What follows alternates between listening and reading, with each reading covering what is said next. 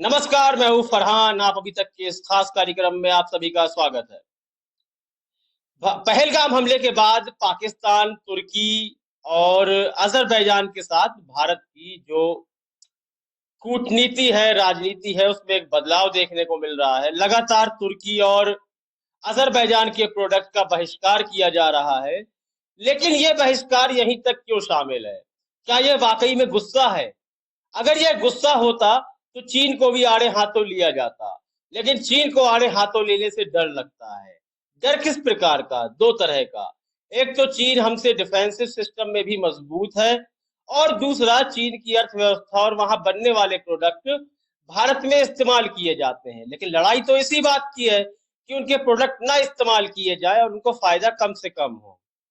आपको बताना चाहूंगा कि भारत और चीन के बीच करीब 127 अरब डॉलर का द्विपक्षीय व्यापार होता है, यानी कि कुछ हम भी भेजते हैं और बहुत कुछ वहां से मंगाते हैं, जिसमें भारत को 99 अरब डॉलर का नुकसान होता है। समझिए कि 127 में 99 घटा दीजिए आप, बाकी जो बचेगा वह भारत कमाता है और बाकी चीन हमसे कमाता है। लेकिन चीन का बहिष्कार कहीं नहीं दिख रहा है। मैसूर पाक जैसी मिठाई का नाम बदला जा रहा है।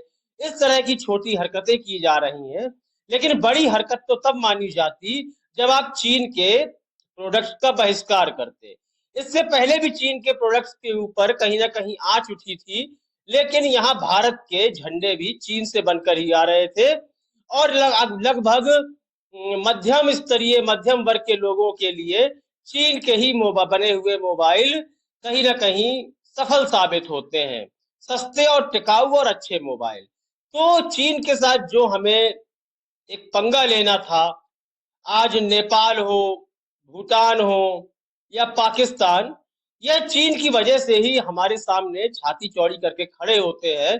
यदि चीन इनके साथ ना हो या फिर भारत उसकी अर्थव्यवस्था को नुकसान पहुंचाए, तब समझ में आएगा कि आप एक सच्चे राष्ट्रवादी हैं।